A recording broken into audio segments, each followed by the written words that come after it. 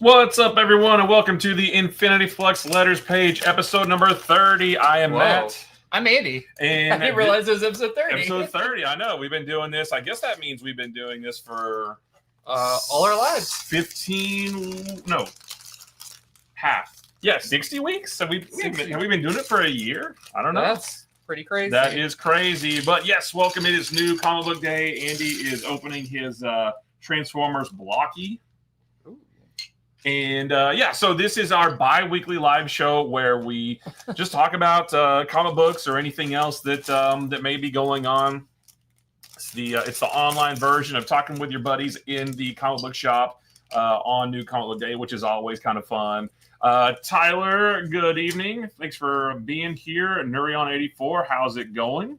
You guys were in here early too. Wow, thank you for being the early bird, getting that worm. We are live. We are live on. Yeah, what's up, James? We are live on Instagram and Facebook and TikTok up here, and YouTube. And YouTube right in front of you. Yeah, YouTube. Yeah, YouTube right there. So we got some cool stuff to talk about because next week we wanted to talk about next week for comic books because next week is a huge week. We've talked about it a few times before about how October is going to be really, really big, and it starts next week, next Wednesday. There's some big stuff. But before we start on that, and of course we'll answer questions and stuff too. We can talk back and forth. But before we start all that stuff, we wanted to start this the way we start every show with talking about our pick of the week. Oh no, I haven't thought about it. You haven't thought about it? Maybe I don't know what you'll say. Okay, you go first. Well, I had a little bit harder of a time this week because there wasn't one book that absolutely blew me away, but there were a lot of books that I thought were extremely good. So I'm having a hard time picking between Superman number 30 and Skinbreaker number 1. Yeah. I would say probably my pick is Skinbreaker because one, I've picked Superman for many weeks, basically any time it comes out. So I'll go with Skinbreaker this week. Okay. Robert Kirkman just knocking out of the park once again. Yeah. Putting out a quality book that feels fresh and fun and like nothing else is on the comic stands. Yeah. What's up, Selena on Instagram? You're over here on this screen, so that's why I'm not looking over here. But Skinbreaker was so cool. Brand new IP, a brand new world. It feels like there's so much that they could do with it if they wanted to. These 8 issues are already done, so whatever story they're going to tell is already set in stone. Yeah. But it feels like, well, I say it feels like, I don't know where the story's going to go, but it seems like there's maybe more they could do with it. Anytime you create a whole new IP, a whole new world, there's all kinds of room for possibilities. Read Skinbreaker. Like a Where's Waldo book, looking at every detail, right? Nurion, did you get the regular size or the treasury sized? Oh, Selena, like The Thing. I didn't read The Thing, number 5. Was that the last issue? I think that was the last issue of Thing. I think I read everything except number 5, so I need to get back on that. The treasury edition of Skinbreaker was just gorgeous. Seeing all that detail. Was that the size that he drew it at? No, he drew it much bigger than that. He drew it even bigger than the treasury size. Yeah, if you traditionally draw on 11 by 17, then you would do double that, which you'd have to. The way you do the paper has to be a special way. But then you said those double page spreads. That's like what, at least 4 to 8 sheets of that. Yeah, like that is a massive. Oh, the thing did end. Okay. Got to go. See you later on. Yeah, I will see you later tonight. Thanks for hanging out. Later tonight on my TikTok live stream if everybody wants to hang out. I want to play that. But, and what's the cool thing about the double page spreads in Skinbreaker, which were drawn at 4 times size, is that there wasn't just one. No. There was like a few different double page spreads, which means that must have taken a long time. But again, they've been working on this since 2017. Robert Kirkman started writing it in 2017. This is 8 issues, and it's been 8 years. Just got to do an issue a year. You just got to do one a year. I mean, that's pretty easy, right? You can draw one issue a year, right? Well, that means also he could do cons. He could do a lot of the other stuff. Yeah. So I think that's really cool. Yeah. So and then Superman. That's my other one. I read it so fast right before we made our video on Monday that I feel like I didn't get to absorb it because there's a lot going on in that book. And rather than getting to read it and think about, okay, what's going on here? What are they setting up? That kind of thing. I just had to like read through it real fast to get the facts. Yeah. I need to know what's happening beat by beat so that we could then talk about it on the video on Monday. So I need to go back and reread it. But once I do, that very well be my pick of the week. That or Skinbreaker, I think, were the two most phenomenal ones. But I also really, really liked Daredevil 25, which is crazy to say about the end of a run, but I thought that was great. And also Spider-Man and Wolverine. Mm-hmm. Did you read that one? I still did not get a chance to read that. Because we get a lot of questions answered, but it's still not the end of the story. Kari Andrews on artwork is always fantastic. Big artwork or big action, big explosions, that kind of thing. So lots of good stuff this week. But speaking of, we wanted to go ahead and start talking about next week because we were looking at this earlier. It's a little overwhelming. Next week is huge, and we've said it a few times before about October is going to be big with DCKO and Age of Revelation, and we're getting closer to Ultimate Endgame. We've got a brand new Batman series, so October is going to be really, really big, and yeah, it all starts next week. And I guess we can look at So we're looking at League of Comic Geeks here at just everything that's coming out. This is sorted. What's interesting is this is sorted by pull order, right? Yeah, like most pulled. Most pulled, yeah. And Absolute Superman number 12 is more pulled, I guess, than Batman, and more pulled than Absolute Eve. Of course, this can change. I mean, we're a week out still. But yeah, I mean, there's some big stuff here. And so we can talk real quick about Batman number 2. We've already read this one, and it's so good. Like it's even better, I think, than the first issue. Tim Drake fans are going to be really, really happy with this one because there are some really good Robin moments. Tim Drake Robin. We do see some of Batman as well, and he doesn't. He's just, and we've talked about it before. He's just not as angry. He's still dark and scary to criminals and stuff, but he's not angry. He feels like he no longer has the weight of the world on his shoulders now that he's sort of embraced his family and that kind of thing. So, so it's really cool. He even makes a slight joke. He's not quipping through the whole thing like Spider-Man is, but he makes a slight joke, which I really like when Batman does. But one of the really, really, really big ones is this Absolute Evil one-shot. We got to take a look at this. We have a preview copy that's like 17 pages long. Yeah, it's not the whole thing. Yeah, it's not the whole thing, but it is enough to give us our first look at Absolute Green Arrow, who first appears in this, and he doesn't seem that far off from regular Green Arrow, and they talked about that when they announced it. Grizzle Bees, hi guys, I love you guys live stream, my favorite channel. Thank you so much for the kind words. I really appreciate it. We're happy to bring you some good comic book stuff.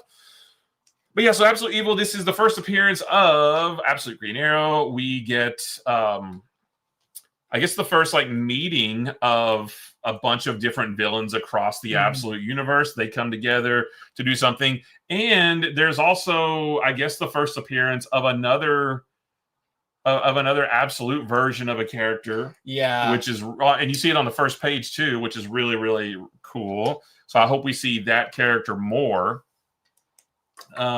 This is cool though, because this is just our first one shot, but we do know now that we're getting Absolute Arkham. I like this idea of we've got the Absolute universe and the ongoing series, but if you want to fill in some gaps, give us some one shots. I love a good one shot issue. Or if you want to tell a story of another character in the Absolute universe, but you don't know that a whole series is going to work. Yeah. Just throw out a one shot, throw out a special. What do they call special presentation, that kind of thing. Just give us some more of that. So Absolute Evil. And the preview copy we have is the first 17 pages, so we don't know how it ends. So I don't know if it's going to lead into anything, or I guess maybe it says they'll lose control of a planet that was built to be their playground. Yeah, I'm excited about seeing all the villains come together. Yeah, because all the series have pretty much been in their own little bubbles for so long. Yeah.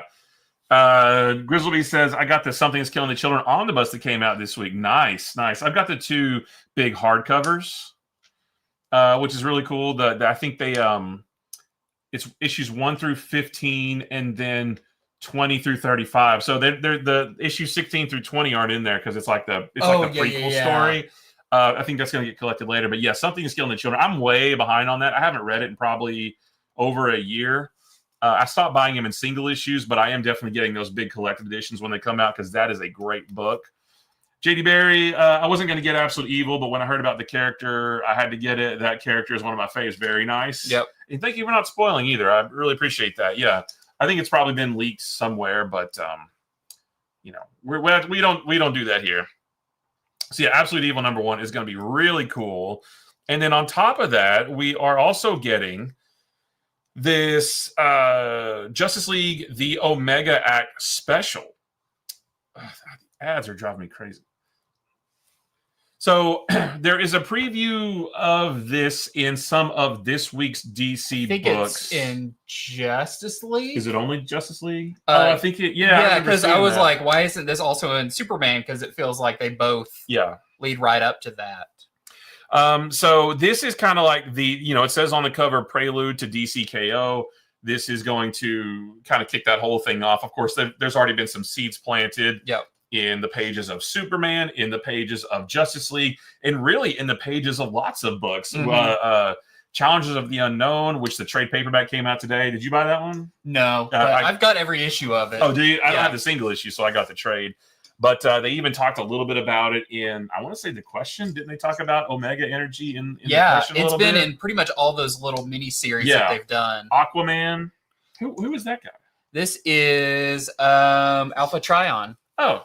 So yeah, Andy's been putting together his blocky, his Transformers blocky. Yeah, we have some blockies at the store now. There you go. There's a nice focus there. Yeah, very cool. I like that guy. Yeah, TikTok really up cool. Here. Yeah, I need to put mine together. I got Ratchet the other day. I like him. I like he's a little bit more rounded. Yeah, he's got a different shape than the other ones. Yeah.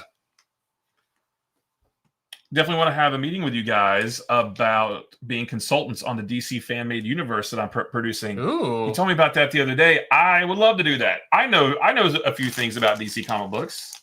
We could do that. Really? I've read a DC comic before. I'd love to do that. Did you guys see the Soundstream Lego set that came out? No. Soundstream? What's Soundstream? You mean Soundwave? Yeah. Oh, Soundwave. Yeah, I did see that. He's got the cassettes and his chest actually open. And yeah. What's up, Frag Monkey? How you doing? So going back to Soundwave. No worries. All those Transformers. We have the Optimus Prime already built for sale out in one of the cases out there. I got Starscream and Soundwave confused. I'm going to see at least one of you this weekend at Comic-Con. Depending on what day it's there, it may be both or maybe one. I won't be there on Saturday. I can't go on Saturday, but I might be there on Sunday. And you'll be there both days. I'll be there both days, and I'm on a panel on the first day, I think around 1:00, and it's about like being an independent creator, something like that. I'm not sure. I'm going to treat it like I did a speech class in college and just wing it. Yeah, don't prepare too much. Is it just you, or are you on a panel with other people? I guess I'm on a panel. I really don't know. They just asked me if I would be on the panel, and I said sure. I'm guessing it's going to be maybe Alex Ogle's also going to be on there and some others. But I love being on panels. I love to just talk at people. Yeah, that's why I do this. So listen to me. So if you're there. Hopefully they'll have a schedule. They might have a schedule up right now on the website for the Chattanooga Comic-Con. I'm not sure. I haven't even seen where my table's located. Oh yeah. So hopefully it's in a good spot. Yep. Grizzleby says, "What do you create? Do you make stories?" He makes stories. I make stories. I was about to say, do I have something around here? No. I make comics, and work on comics for a bunch of different companies. He does Star Wars comics for Dark Horse. Yeah. You have worked on a bunch of covers for just a bunch of different stuff. I've done a cover for a Transformers book. Yeah. I've done a cover for an Archie book. I did the covers for the Murder Drones Kickstarter that's going on right now. And your cover is like the high tier one too. Mine is the $500 and the $2,000 tiers for that, and that's pretty soon we'll probably hit $1 million as a Kickstarter. So being part of that's really cool. Yeah. And that's with Oni Press. So I didn't know that was through Oni. That's through Oni. Okay. So I've worked with IDW, Dark Horse, Oni, Image. I've most of the kind of the indie publishers I've worked with. Up and comer. I've got a few of his books signed, and that is how I'm going to pay for my son's college. Hope he doesn't want to go anywhere too big. He's just going to go to it's a free college. Mm-hmm. Going to be there. I'll definitely be there Saturday and probably Sunday to help pack up. Yeah, I'm going to try to get there Sunday. What's up, Ram Man? How you doing? We saw a little bit of Ram Man in the He-Man comic that came out today. Yeah. Wait, was Ram? I don't think Ram Man was in it. Was he not in it? Oh, I thought he was like in the background. No, somewhere. there's a Merman wasn't in it, and Ram Man wasn't in it, which I thought was weird because a lot of other big characters were. Yeah. Script and sketch with local creators Scott Fogg, Justin Shepard, Andy Dugan, and James L. Berry. Cool. There you go. I don't know any of them, so that will be fun. Garrett knows more about your panel than you do. What day is that on? Saturday. Okay. Yep. Shoot. You're missing out. I know. I wonder if I could. Well, by the time I got there, I'd have to turn around and leave. Yeah, I don't know. Saturday, it didn't work out. Didn't work out for me this weekend. There's a band competition on Saturday, so got to do that instead. But yeah, okay. So switching gears back to this. Yeah, so this is really cool. So this is like the prologue to DCKO because DCKO #1 comes out on October 8th. This comes out on October 1st, 1 week before. And really kind of sets up everything. There's a preview, like we said, in the Justice League book that comes out this week. And the reason I was talking about that preview section in the back of Justice League is because it shows how a lot of these stories have been kind of connected a little bit or contributing to this larger story. And they have done such a good job of that. With Aquaman, there's a little bit there, and he might have some dark side energy in him, some Omega energy. I think they said a lot of the characters who have died and come back all have some dark side energy in them. So that would be Aquaman, that's Superman, that's Batman, that's most of them. Barry, Firestorm. Yeah. So I think that was part of it. Was that kind of idea that. From that, they have some dark side energy. Hal Jordan, but he's not in the tournament. I'll be interested to see what the Green Lanterns are doing. We haven't really heard what the Green Lanterns. Yeah, what are they going to be doing? Seems like they could help evacuate Earth. Yeah, along with the Titans. But all right, so there's that one, which is going to be super duper huge, and then on the other side of the street. We have X-Men Age of Revelation Overture #1. And this is the starting point of the Age of Revelation event, which I'm very, very excited for. Do you think of this kind of like as an alpha issue without calling it the alpha issue or the... Yeah, that's exactly what I think it is. Weird. We've had a 0 issue and then an Overture issue. They're all kind of serving the same thing. This is 40 pages. Good. And this has a good creative team. This has Jed McKay. This has Ryan Stegman on art. And this is basically the #1 issue of Age of Revelation. Now, there's been a few books that helped us get here, like the Age of Revelation #0 book, which is available on the website if you need a copy. Wish I was in a He-Man comic. I was in a Star Wars comic once, thanks to Andy.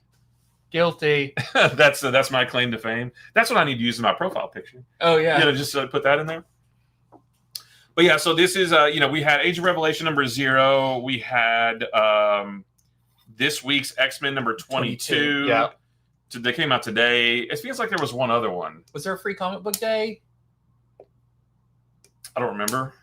I'm not sure. Yeah, but so that's going to lead us into this, and I'm very excited for this. Marvel having their cake and eating it too, giving us what is technically an alternate universe story like Age of Apocalypse from 1995, but it's not an alternate universe story.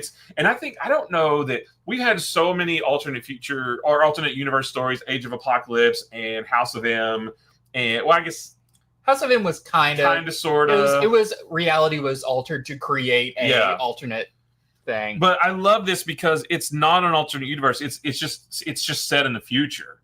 But if things happen to make it feel like an alternate universe, and what I really like is I feel like sometimes when they do stuff that's like something like this, an event or whatever, that shows that they actually really care about it.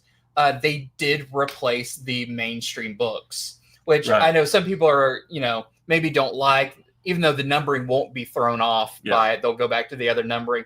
When you have like, oh, it's a big event, but it doesn't touch the main stuff, then you're like, how big is it really? Yeah. This actually does feel like all the X books are diverting to this for a little bit, and makes it feel like this is going to have lasting effects even after this is over. Because we know we've got, what is it called? Like After the Fog or something? No, it's called Shadow. I know all the images are really foggy or smoky.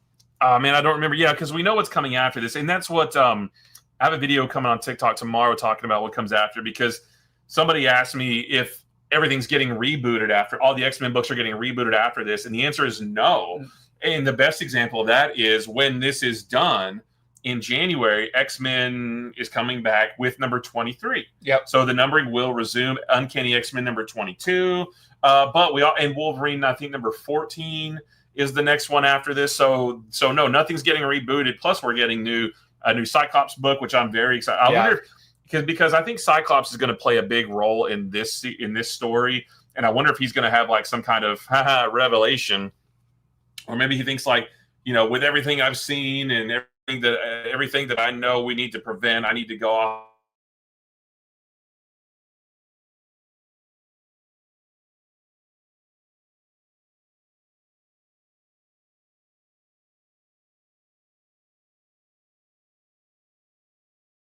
Don't go. There we are. Yay! Sorry, why does this only happens when we are doing this show? I don't know. I mean, we're kind of locked in here, sort of in the back corner, but we have a router right over there, so I don't know if we are getting a new whole system.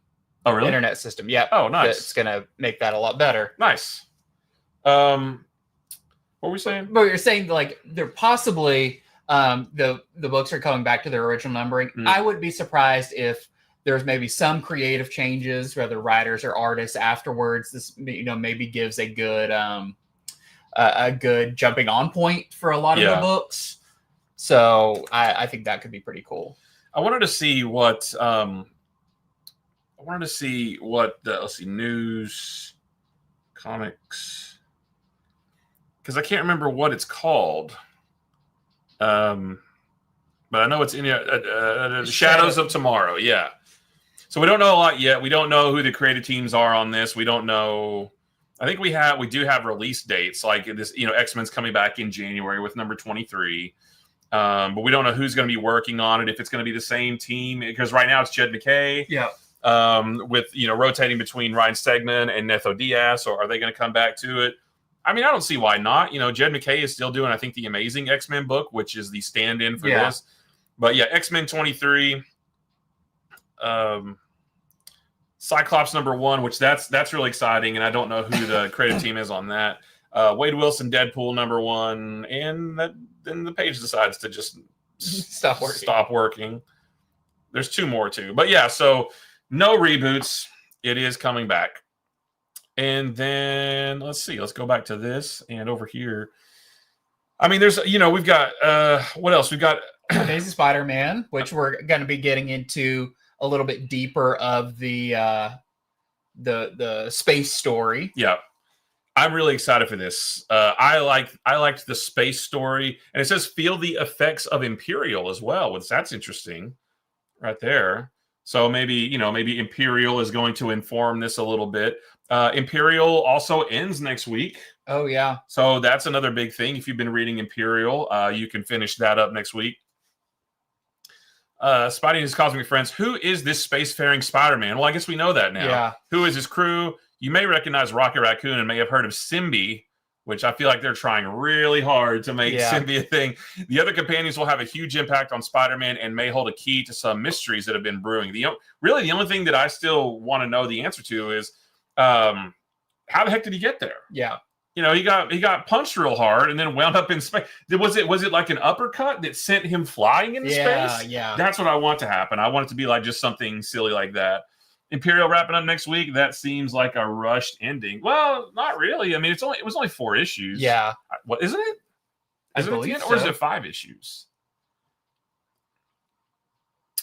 Johnny Diamond, thank you for the very nice comment. Your personalities and their chemistry are so refreshing. Welcome. Thanks for all the great content. Well, I appreciate it very much. Yeah, we say a lot. We're very comics positive here. There's plenty of stuff that we don't like, but we don't focus on that stuff because there's too much stuff. You can see it over here, over there. There's way too much stuff for us to enjoy. We don't have time to focus on the stuff that we don't like. So yeah, people don't mention our chemistry enough. Yeah, we've got great chemistry. That's right. We were screen tested. We're screen that we brought in. I was, you were here first, so I had to be brought in to make sure that. Yeah, I tested with Liam Hemsworth, and you would think that would be a great, and we just really didn't hit it off. Yeah, I had to run lines and open calls came out. You came in, or like, okay, let's try a nobody. Yeah, cast an unknown. Cast an unknown, and that usually works. Yeah, so I'm going places now. I'm trying to find Imperial. I'm pretty sure it's next week that it ends. Venom 250. Oh, yeah, where is that one? This one is also one that I'm very interested in. All New Venom is pretty much over. The 10-issue run is pretty much over. It was a lot of fun, but we know now that there's going to be a Null miniseries in early next year. Venom and Mary Jane are stuck with each other, and life just isn't letting up. But at least things can't get worse, can they? While the hits keep coming on Earth, the cult of the Void gathers in the depths of space, and only one Skrull soldier knows their terrible secret. And we saw a little bit of that at the end of All New Venom number 10. Null has returned, and nowhere in the galaxy is safe. Join us as Venom celebrates his legacy 250th. So that is next week as well. And then, beyond that, I mean, this isn't next week, but beyond that, we've got number 251. And then 252 is the really interesting one. Gets a new suit. The rumors are true. Venom has a brand new red and blue suit. Now, this isn't until December. Venom has a new red and blue suit and a brand new name to go with. Wait, a brand new name because there's probably somebody new in the symbiote. How will the people of New York react when they find out the city's newest Spider-Man is the symbiote they love to loathe? I really like your theory that it's Ben Reilly. Yeah. And I would be okay with that. On his way to a redemption arc. I think that would be really cool. Plus a bonus tale of the origin of an even all newer Venom and a celebratory flashback story about the team behind him. Okay, so I really like that theory because we hadn't seen Ben Reilly in like a year. Yeah. And then all of a sudden he pops up in the current pages of Amazing Spider-Man. And it's like, why did they bring him back now? At least he hasn't shown himself as Chasm. Yeah, right. In Amazing Spider-Man. So it's like, interesting. Why now? Is there a better look at the suit? Yeah, the suit. That one, and then the blue one over that one just gives me like his suit vibes when he had that. And I guess that's kind of like his later suit. Yeah. When Ben Reilly was Spider-Man. So yeah, that's we're sort of getting ahead of ourselves. We're talking about next week, and now we're talking about December. But I'm really interested in this. Wreck Rat. Oh no! Please don't say it's Wreck Rat. I don't like Wreck Rat, and you do, right? I like Ed McGuinness drawing him, but I do feel like he overstayed his welcome. Yeah, it's like that was fun while it lasted. You don't. Yeah, need to Tyler come back. said that's the Jurgen suit. Yeah, right. So I love to hate Wreck Rat. The Jurgen suit, that does look like it. So I would be okay with Ben Reilly being Venom for a while. Not forever. I don't want that to be forever. I do want Eddie to come back eventually because I'm a purist at heart. But I think that would be cool. On his way, like I said, redemption. I don't want him to be Chasm. I would love to have Ben Reilly come back and be yet another Spider Person, because we got plenty of them already. Is the other Ben Persona still a thing? Do you mean Chasm? As far as I don't remember what happened at the end of the Chasm miniseries. That was the one where at the very end, it was like the next to last page. We were like, we were like, hey, he's turned over a new leaf, and then you turn the page, and he's like, I'm gonna get Peter. It's like, oh, what are we doing here? What was the point of all this? So we'll see. I don't know. Maybe he's had another change of heart, and I wonder. Because it does say a bonus tale of the origin of this Venom. So maybe they're going to tell us how Ben got the symbiote, if that is indeed Ben, which again, we don't know for sure. But yeah, so going back, what else is next week? Let me get back to, I guess I could just do, let's run a little slow.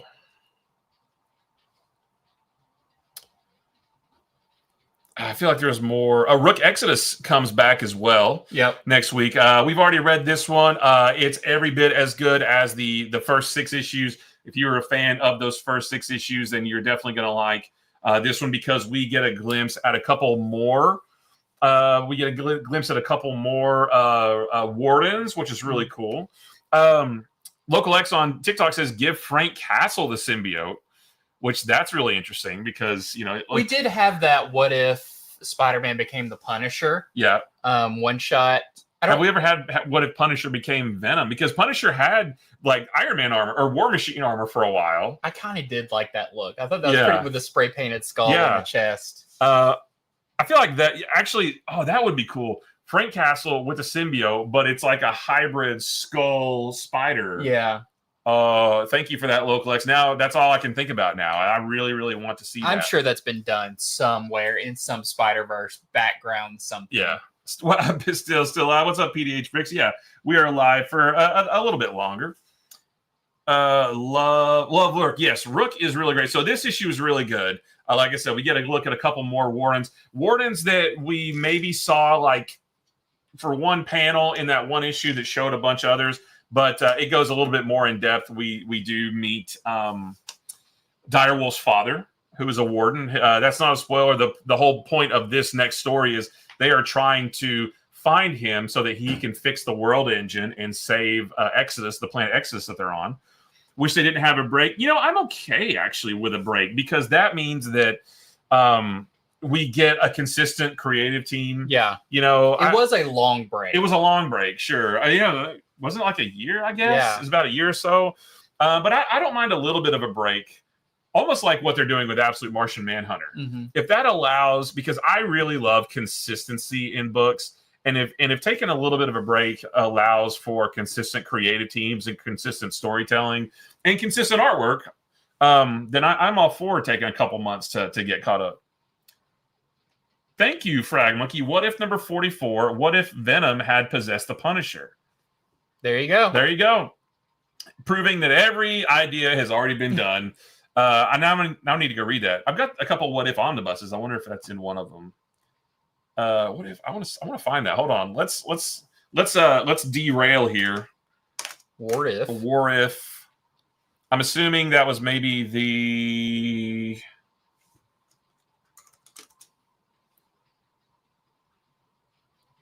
1989 series. Number 44. 44. Because I want to see what it looks like. Oh, kind of, yeah. What if Venom had possessed the Punisher? Okay. Well, now I'm going to go home and read that, because that sounds really fun. Daredevil, Spider-Man, and yeah, there's the hybrid. There's the hybrid skull spider. Okay. Well, then let him have it back. give it back to him. I think that would be neat.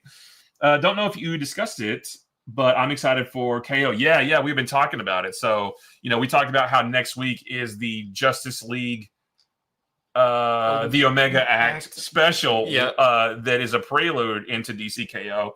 Did they not say on that retailer call we were on that they're going to be sending posters of the bracket? I think they said that's something they were talking about doing. Yeah, because I really want to do a bracket like in the store. I think it would be cool if all stores did brackets, and When is New York Comic Con?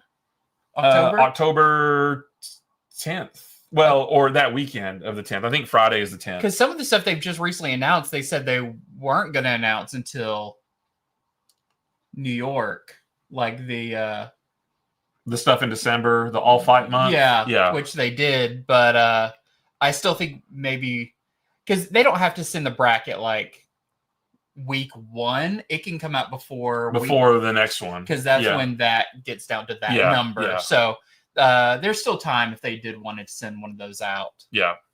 So hopefully they will, because I really want to fill out a bracket in the store. And what do you think, New York? What do you think we'll hear about? We'll probably find out some about that, the follow-up to the X-Men stuff. Yeah, we're gonna learn more about what comes after Age of Revelation. We're gonna find out more about that. We're gonna learn more about some Absolute stuff. I think they're gonna announce another Absolute book. I think, don't quite hold me to that, but I'm pretty sure Scott Snyder said that. So yeah, more Absolute stuff. Mm-hmm. I'm hoping that. Oh, and did you hear this? So I'm hoping that they announce a new Daredevil series, a comic series, because the current series ended today with number 25, and they have not said anything about a new series. We do know that we're getting the Daredevil Punisher, I can't remember, Trigger or something.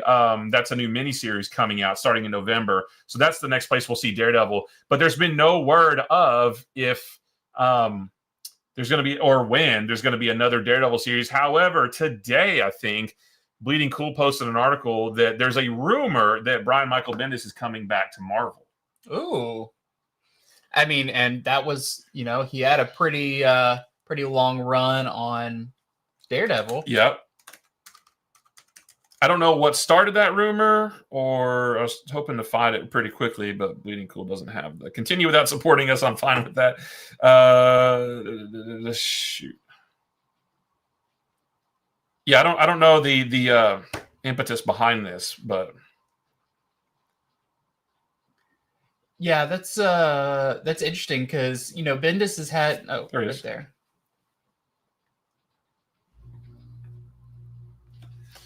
Brian Bendis back at Marvel. Here we go. This is the one. Industry rumors saying Brian Michael Bendis may return to Marvel in 2026 with New York Comic Con reveals expected.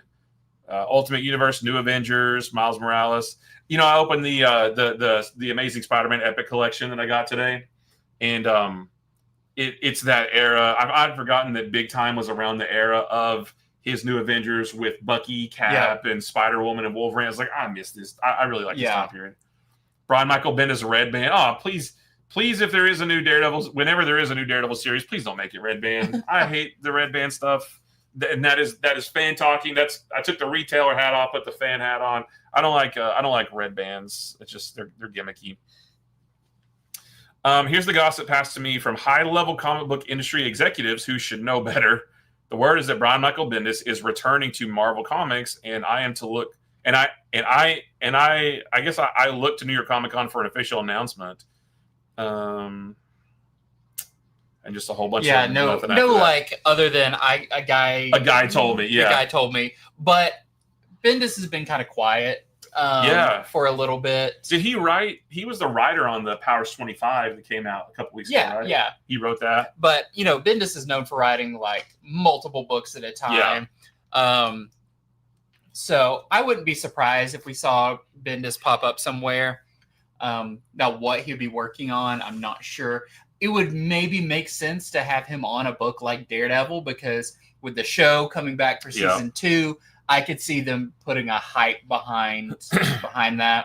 And like we talked about, it does kind of feel like that Marvel needs to have their own kind of Dawn of DC all initiative where they, let's focus on bringing these characters back to their classic form. And even though Bendis' Daredevil isn't like classic, it wasn't even all that long ago, but he had a great run of Daredevil. And if you're going to, have somebody give a shot in the arm to Daredevil, who better to do it than Bendis? Yeah, to kind of bounce him up from, a B tier book or C tier book on the stance back to an A. Yeah. Given that little extra boost, like you said. Plus, it would make sense, with the show coming and everything. That it's like, we need to put all our eggs in the Daredevil basket. with the show coming up and everything. So who knows? Again, gossip, rumor, not a fact. We don't know anything. Or when they might even announce anything. Crazy we don't know. theory. What if Brian Michael Bendis is on Ultimate Spider-Man? Well, that could be as well. What if it's both?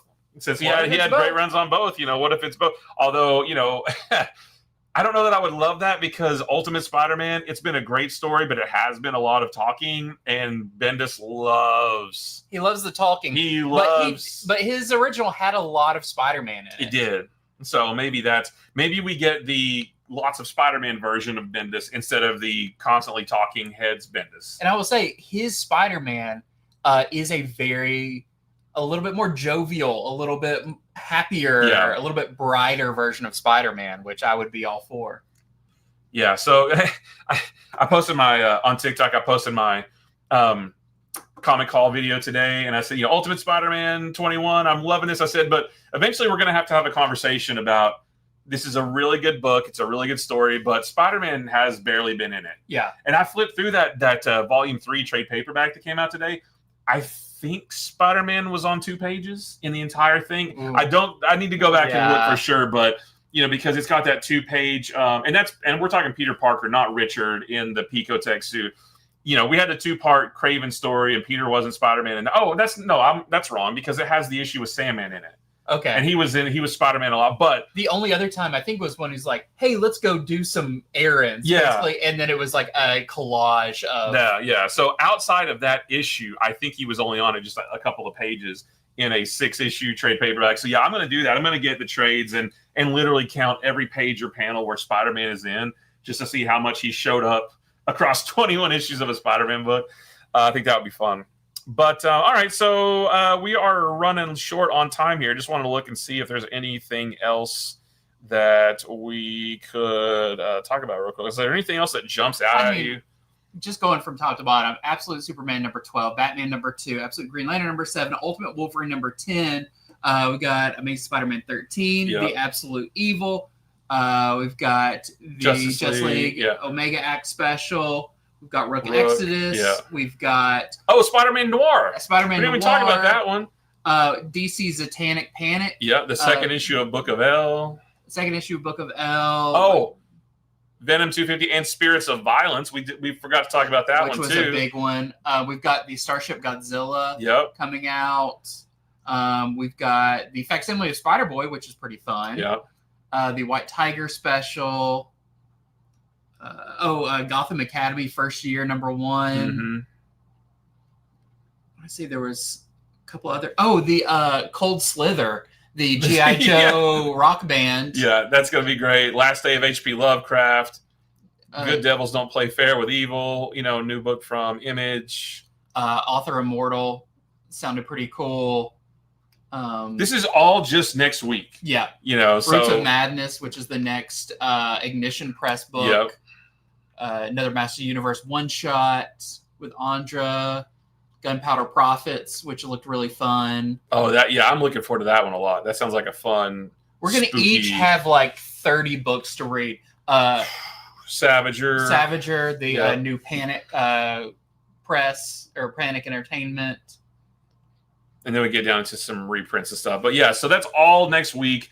It is a crazy week. Every week is a crazy week. Every week, I look ahead, maybe like on Wednesday, I look ahead to see like how much am I going to have to bring home and read over the weekend? Maybe next week will be kind of small and I can get a little bit of a, reprieve. And no, every single week is huge. Now, this one is a little bit bigger than usual as far as caliber. But every week is just huge. So comics are alive and well. People can come watch on Monday where you could just see us, torture ourselves by having to read so many things and make notes and remember a bunch of stuff. Yeah, bring a snack. Maybe watch us on your phone so that you don't miss anything if you have to go to the bathroom because it's going to be like a 4-hour show probably. Yeah. Not really, but and plus this weekend is really busy for both of us. Yep. So when are we going to read all this stuff? Don't know. I don't know. We need to go tear into the lunar boxes right now and go ahead and take the lunar stuff. All right, guys, we are going to head out at 7 o'clock. We got to get the store closed up, but thank you so much for hanging out with us on your new comic book day. Hope you guys got some really cool stuff. I know I did. I know, Andy, you got a bag full of stuff. I got a bag full of stuff. I got that G.I. Joe The hardcover. Hardcover volume 2 came out, so I got that. One of these days I'll actually have time to read all this stuff I get. Yeah, wait, we're supposed to read? I thought we just like read the stuff and just keep them in piles on the floor. Isn't that how comic fans do it? That's how you would think. Yeah. Tyler, thanks for hanging out. We'll see you later. Frag Monkey, meet you guys this weekend and get some books to read. Cool. Right. But yeah, have a great rest of your new comic book day. We will be back on Friday with our Comics from the Future video talking about a whole bunch of stuff on FOC this weekend because it's a big FOC weekend as well. And of course, next Monday is a big show. You saw everything, and we're going to talk about not all of it, but a lot of it. So, a lot of it. You guys have a great night, and we will see you later on. Bye-bye. Bye-bye.